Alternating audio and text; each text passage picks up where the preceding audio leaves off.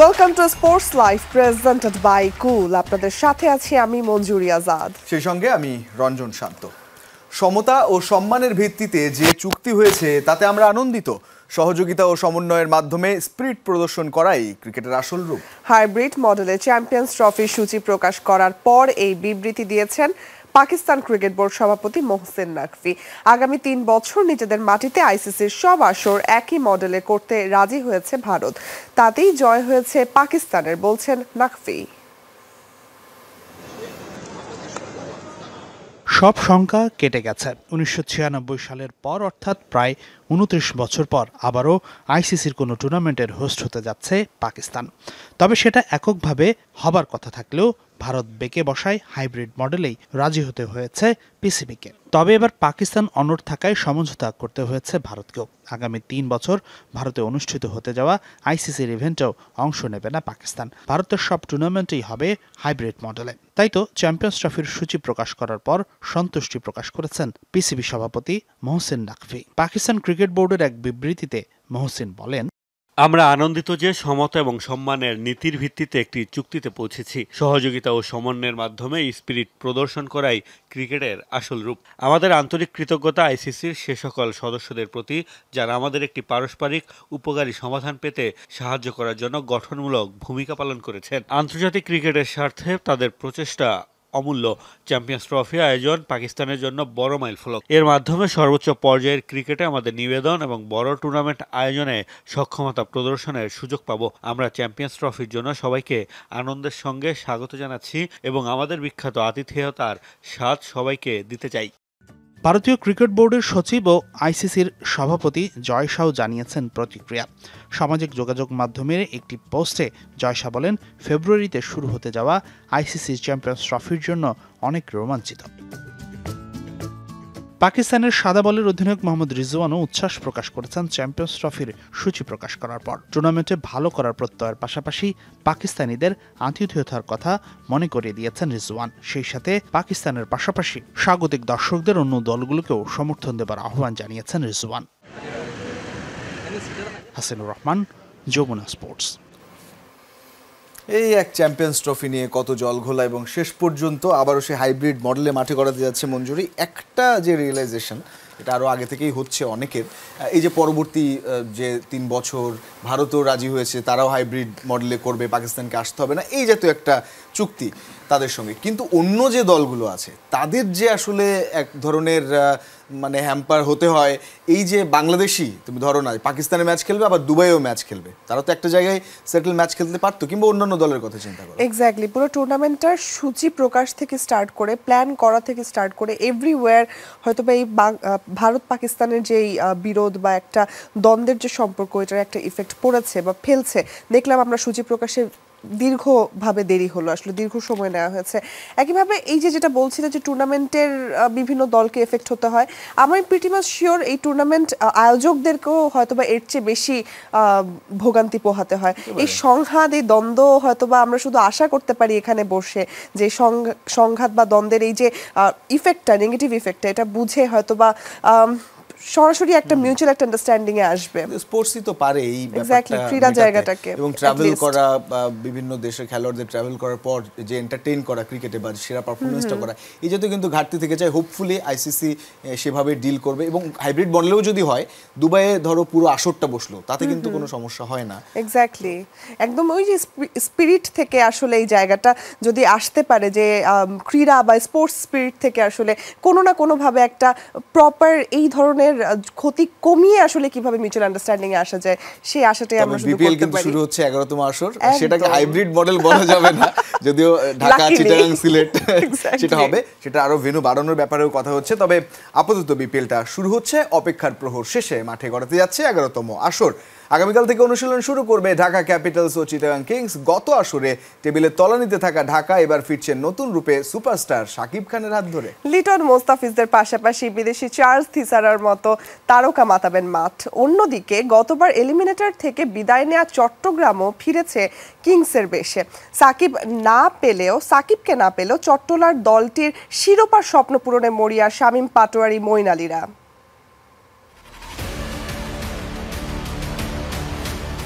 ধন্যবাদ জানাচ্ছি। গেলবার নামটা ছিল দুর্দান্ত, তবে পারফরমেন্সে নিস্তেজ ঢাকা পড়েছিল টেবিলের তলানিতে। প্রথম ম্যাচে জয় দিয়ে শুরু করে টানা 11 হারের রেকর্ড গড়ে শেষ দিক থেকে প্রথম হয় ঢাকা। তবে সেই ক্ষত সারাতে নামের পাশে আবারও ক্যাপিটালস লাগিয়ে এবারের বিপিএলে ঘুরে দাঁড়ানোর অপেক্ষায় রূপালী পর্দা সুপারস্টার শাকিব খানের ঢাকা। সরাসরি চুক্তিতে দুই দেশি তারকা মোস্তাফিজুর রহমান ও তানজিদ তামিমের পাশাপাশি এক অচেনা বিদেশি স্টিফেন স্কেনজয়কে সাইন করেছে ঢাকা। তবে টি-20 ব্লাস্টে মিডলসেক্সের হয়ে স্টিফেনের দাপুটে ব্যাটিং যারা দেখেছেন তারা এই ওপেনারের উপর ভরসা রাখতেই পারেন। ড্রাফট থেকে কেনা ঢাকার সবচেয়ে বড় নাম লিটন দাস। ওয়েস্ট ইন্ডিজকে সদ্য টি-20তে হোয়াইট ওয়াশ করে আসা দলের অধিনায়ক লিটন ফর্মে ফিরলে আত্মবিশ্বাসী দল হয়ে উঠবে এবারের ঢাকা। দুই ইয়াংস্টার হাবিবুর রহমান সোহান আর মুকিদুল মুগ্ধও সবশেষ এনসিএল টি-20তে দেখিয়েছেন দাপট। আর বিদেশি ক্যাটাগরিতে ফর্মের তুঙ্গে থাকা পাকিস্তানের সাইম আয়ুব পার্থক্য গড়ে দেবেন টপ অর্ডারে। দলের শক্তি বাড়াবেন ক্যারিবিয়ান ব্যাটার জনসন চার্লস আর লঙ্কান অভিজ্ঞ থিসারা পেরেরাও।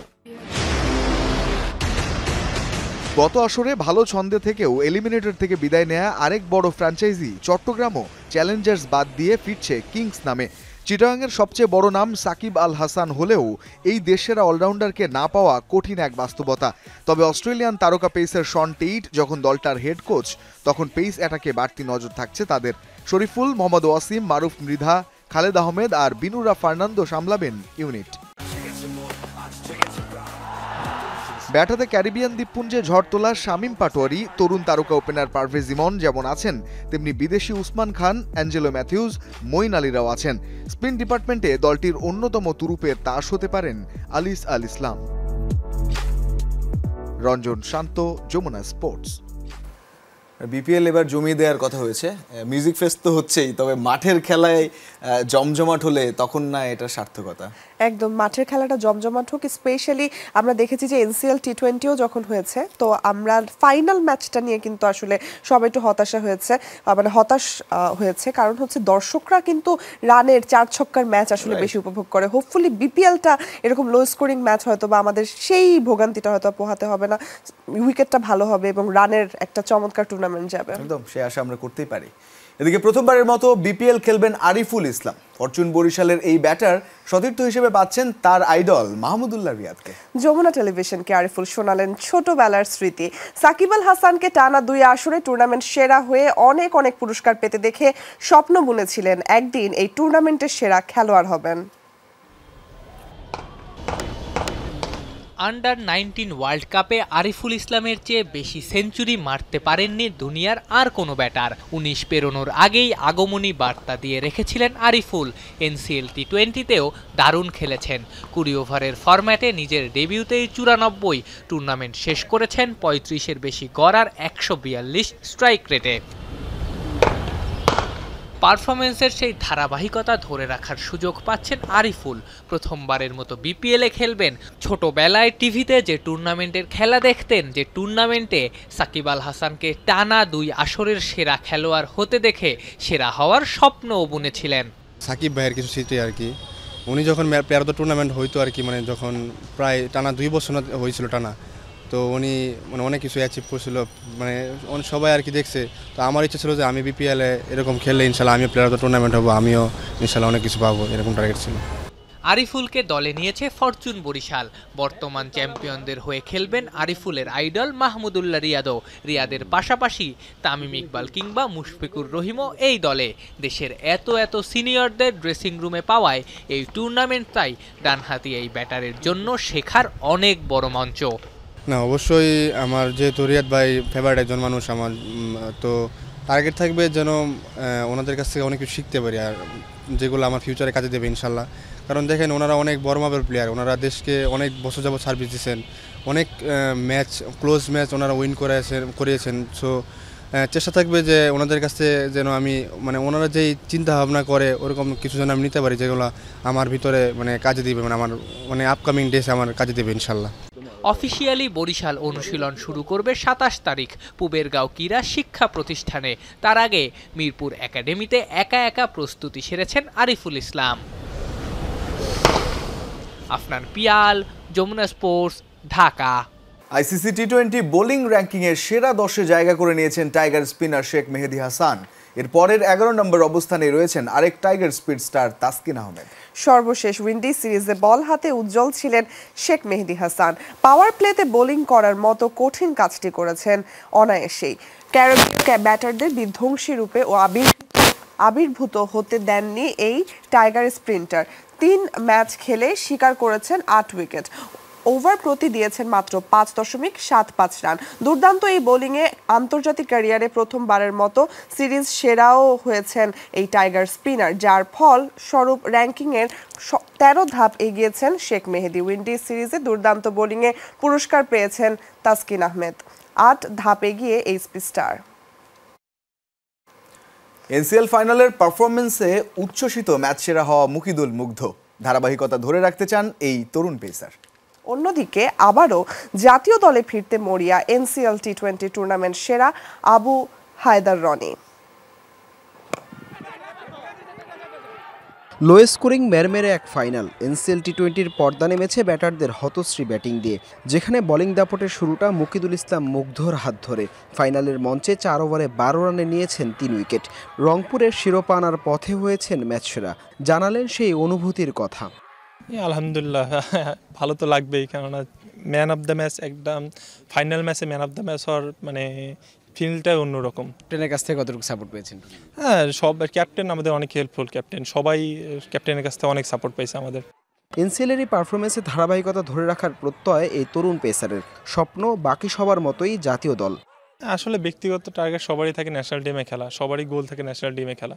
তো আমি চাচ্ছি যে প্রতিটা ম্যাচ বাই ম্যাচ আমি ফোকাস করব। সামনে সিরিজ যেটা আছে বা বিপিএল আছে, এটা ভালো করার চেষ্টা করব। এখান থেকে যদি ভালো করতে পারে, দেন আমি তারপর যে প্রিমিয়ার লিগ আছে এগুলোতে টার্গেট করব। অপরদিকে অনেকটা চমক দেখিয়ে টুর্নামেন্ট সেরার পুরস্কার উঠেছে রানার্স আপ হওয়া ঢাকা মেট্রোর আবু হায়দার রনির হাতে। যদিও ব্যাট হাতে গুরুত্বপূর্ণ 123 রান আর 12 উইকেট নিয়ে অনেকটাই ছিলেন আড়ালে। বার্তাটা দিলেন আবারও ফিরতে চান জাতীয় দলের মঞ্চে। আসলে অ্যাজ এ প্রফেশনাল প্লেয়ার প্রত্যেকটা প্লেয়ারের স্বপ্ন থাকে ন্যাশনাল টিমে খেলার। আমি আগে খেলেছিলাম, তো আগে হয়তো ওইভাবে পারফর্ম করতে পারিনি। তো আমার ইচ্ছা আছে, আল্লাহ যদি সহজ করে, আমি ন্যাশনাল টিমে কামব্যাক করে পারফর্ম করতে চাই। সো এটা 2026 হবে না 27 হবে, এটা এখনই আমি জানি না, আল্লাহ যখন রাখছে আমার কপালে। বোলিংয়ের পাশাপাশি ব্যাটিংয়ে বেশ উন্নতি করেছেন রনি। জানালেন ব্যাটিং নিয়ে করেছেন আলাদা কাজ, করতে চান ব্যাটে বলে সমান পারফরমেন্স। হাসান আল মারুফ, যমুনা স্পোর্টস, সিলেট। পাকিস্তান সুপার লিগের আসন্ন মৌসুমের প্লেয়ার্স ড্রাফটে নাম দিয়েছেন বাংলাদেশের কার্টার মাস্টার মোস্তাফিজুর রহমান। আইপিএলে অবিকৃত থাকায় তাকে দলে টানার ব্যাপারে আগ্রহী হতে পারে পিএসএল এর ফ্র্যাঞ্চাইজিগুলো। গতবারের আইপিএলে চেন্নাই সুপার কিংসের হয়ে খেলেছিলেন মোস্তাফিজ। আসরে 9 ম্যাচে 9.26 ইকোনমি রেটে 14 উইকেট পেয়েছিলেন বাংলাদেশের এই পেসার। গতবার ভালো পারফরমেন্স করলেও এবারের আইপিএল এর আগে অনুষ্ঠিত হওয়া মেগা নিলামে দল পাননি মোস্তাফিজ। তাই পিএসএল এ খেলার প্রত্যাশা করছেন মোস্তাফিজ। এর আগে আইপিএল এর 7টি আসরে খেললেও পিএসএল এর মাত্র 1টি আসরে খেলা হয়েছিল এই পেসারের। 2017-18 মৌসুমে মোস্তাফিজ লাহোর কালান্দার্সের হয়ে পিএসএল খেলেছিলেন। 5 ম্যাচে শিকার করেছিলেন 4টি উইকেট। সেবার তার ইকোনমি ছিল মাত্র 6.43। এদিকে আবারও সবচেয়ে বেশি উপার্জনকারী ক্রীড়াবিদ হয়েছেন ক্রিশ্চিয়ানো রোনালদো। লিওনেল মেসি, জন রাম, লেব্রন জেমস, এমবাপ্পের মতো মেগা স্টারদের পেছনে ফেলেছেন এই পর্তুগিজ। 2024 সালে রোনালদো আয় করেছেন 26 কোটি মার্কিন ডলার। তালিকার 3 নম্বরে থাকা লিওনেল মেসি আয় করেছেন 13 কোটি 50 লাখ ডলার। বয়স সেটা আবার কি, এটা তো একটা সংখ্যা মাত্র। ক্রিশ্চিয়ানো রোনালদোর জন্যই যেন এই প্রচলিত কথাটি তৈরি হয়েছে।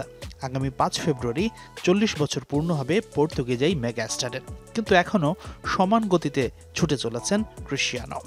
জাতীয় দল আর ক্লাব ফুটবল দুই জায়গাতেই সমান তালে করছেন গোলের পর গোল। রোনালদোর এই ছুটে চলায় তার পেছনে ছুটছে স্পন্সরের লম্বা লাইন। সেই সাথে রেকর্ড পরিমাণ স্যালারি আর ব্যক্তিগত ব্যবসা তো আছেই। তাই তো আবারও বছরের সেরা অর্থ উপার্জনকারী ক্রীড়াবিদদের তালিকায় সবার উপরে ক্রিশ্চিয়ানো রোনালদো। জনপ্রিয় ম্যাগাজিন ফোর্বসের মতে 5 বারের ব্যালন ডি'র জয়ী রোনালদো 2024 সালে আয় করেছেন 26 কোটি মার্কিন ডলার। তালিকার দ্বিতীয় স্থানে আছেন স্প্যানিশ গলফার জন রাম। 21 কোটি 80 লাখ ডলার আয় করেছেন এই স্প্যানিয়ার্ড। তালিকার ৩ নম্বরে আছেন রোনালদোর মাঠের প্রতিদ্বন্দ্বী লিওনেল মেসি। আর্জেন্টাইন এই মেগাস্টার 2024 সালে আয় করেছেন $13,50,00,000। বছরের চতুর্থ সেরা উপার্জনকারী আরেক কিংবদন্তি লেব্রন জেমস। যুক্তরাষ্ট্রের এই বাস্কেটবল মহাতারকা 2024 সালে আয় করেছে $12,80,00,000। তালিকার ৫ নম্বর জায়গাটি নিয়েছেন আরেক ফুটবলার, তিনি রিয়াল মাদ্রিদের ফরাসি মেগাস্টার কিলিয়ান এমবাপ্পে। এই স্ট্রাইকার এবছর আয় করেছেন $11 কোটি। হাসিনুর রহমান, যমুনা স্পোর্টস। চ্যাম্পিয়ন্স ট্রফিতে ফিট থাকতেই লাল বলের ক্রিকেট থেকে ছুটি নিয়েছেন শাহিন আফ্রিদি। তবে বিপিএল মাতাতে আগামী 27 তারিখ বাংলাদেশে পা রাখবেন এই Pakistan speed star. Defending champion Fortune Barishal আরও একবার বিপিএলে হাজির হয়েছে শক্তিশালী এক দল নিয়ে। তারই শেষ সংযোজন পাকিস্তানের তারকা বোলার শাহিন আফ্রিদি। শুরুর দিকের 5 থেকে 7টি ম্যাচ খেলবেন ওয়ানডে র্যাঙ্কিংয়ে দ্বিতীয় স্থানে থাকা এই পেসার। বিপিএলে ঢাকা পর্বের পর সিলেট পর্বেও কিছু ম্যাচে দেখা যেতে পারে পাকিস্তানের এই স্পিড স্টার। দক্ষিণ আফ্রিকা উইন্ডিজের বিপক্ষে টেস্টে না থাকলেও ফেব্রুয়ারিতে নিউজিল্যান্ড ও দক্ষিণ আফ্রিকাকে নিয়ে একটি ত্রিদেশীয় সিরিজে দলের সঙ্গে যোগ দেওয়ার কথা রয়েছে শাহিনের। ক্রীড়াঙ্গনে বেশ আলোচিত একটি নাম বক্সিং ডে। প্রতি বছর 26 ডিসেম্বর বেশ উৎসব মুখর পরিবেশে পালন করা হয় এই দিনটি। ফুটবল কিংবা ক্রিকেট সবখানেই থাকে বড় বড় ম্যাচ। এবার বক্সিং ডে টেস্টের তকমা পাচ্ছে বর্ডার গাভাস্কার সিরিজের ভারত ও অস্ট্রেলিয়ার চতুর্থ টেস্টটি। ঐতিহাসিক মেলবোর্নে অনুষ্ঠিত হবে এই ম্যাচ। কি এই বক্সিং ডে, ক্রীড়াঙ্গনেই বা কিভাবে বক্সিং ডের আসা, বিস্তারিত জানবো রিপোর্টে। বিশ্বব্যাপী 25 ডিসেম্বর পালিত হয় খ্রিস্ট ধর্মের সবচেয়ে জাঁকজমকপূর্ণ উৎসব বড়দিন। এরপর দিন যে খেলাগুলো মাঠে গড়ায় তাদের বলা হয় বক্সিং ডে ম্যাচ। কিন্তু কেন জানেন? এ নিয়ে আছে একাধিক মতবাদ। বলা হয় 1800 সালের দিকে বড়দিনের বিভিন্ন উপহার পেতেন শ্রমিকরা। বিভিন্ন প্রতিষ্ঠান থেকে বক্সে করে দেয়া হতো সেই উপহার। আরেকটি মত হলো ধনাঢ্য খ্রিস্টানরা বড়দিনের পরদিন উপহার দিতেন সুবিধাবঞ্চিতদের। 19বিংশ শতাব্দীতে 26 ডিসেম্বর দিনটিকে বক্সিং ডে হিসেবে উদযাপন শুরু করেন ব্রিটিশ রানী ভিক্টোরিয়া। এরপর থেকে ব্রিটেন, অস্ট্রেলিয়া, নিউজিল্যান্ড, কানাডা সহ কমনওয়েলথের অনেক দেশেই পালিত হয় বক্সিং ডে। ক্রিকেটে বক্সিং ডে প্রথা চালু করে অস্ট্রেলিয়া। ক্রিকেটের সবচেয়ে প্রাচীনতম গ্রাউন্ডগুলোর একটি মেলবোর্নে এই দিনে অনুষ্ঠিত হতো ভিক্টোরিয়া ও নিউ সাউথ ওয়েলসের ম্যাচ। এই মাঠেই বক্সিং ডে টেস্টে শুরু হয় 1950 সালে অ্যাশেজের লড়াই দিয়ে। সময়ের সঙ্গে সঙ্গে ক্রিসমাস পরবর্তী এই টেস্টটি বিশ্বব্যাপী ক্রিকেট ক্যালেন্ডারে একটি ইভেন্টে রূপান্তরিত হয়। চলমান বর্ডার গাভাস্কার সিরিজে সেই মেলবোর্ন বক্সিং ডে টেস্ট লড়বে অস্ট্রেলিয়া ও ভারত। শুধু ক্রিকেট নয়, ফুটবলেও হয় বক্সিং ডে ম্যাচ। ফুটবলে বক্সিং ডে শুরু হয় ক্রিকেটেরও আগে। 1860 সালে ইংল্যান্ডের দুটি প্রাচীনতম ক্লাব শেফিল্ড এফসি ও হল্যান্ড এফসির ম্যাচ দিয়ে। 1886 সালে প্রথমবার ইংলিশ লিগের ম্যাচ রাখা হয় 26 ডিসেম্বর। এখন নিয়মিত বক্সিং ডেতে বড় দলের ম্যাচ রাখে ইপিএল কর্তৃপক্ষ। মেহেদি রিয়ান, যমুনা স্পোর্টস। বড়দিনের অনেক অনেক শুভেচ্ছা সবাইকে। একদম পুরো স্পোর্টস লাইভের পক্ষ থেকে বড়দিনের অনেক অনেক শুভেচ্ছা দর্শকদেরকে। আর এই ছিল আজকের স্পোর্টস লাইভ। এতক্ষণ সাথে থাকার জন্য সবাইকে ধন্যবাদ। আল্লাহ হাফেজ।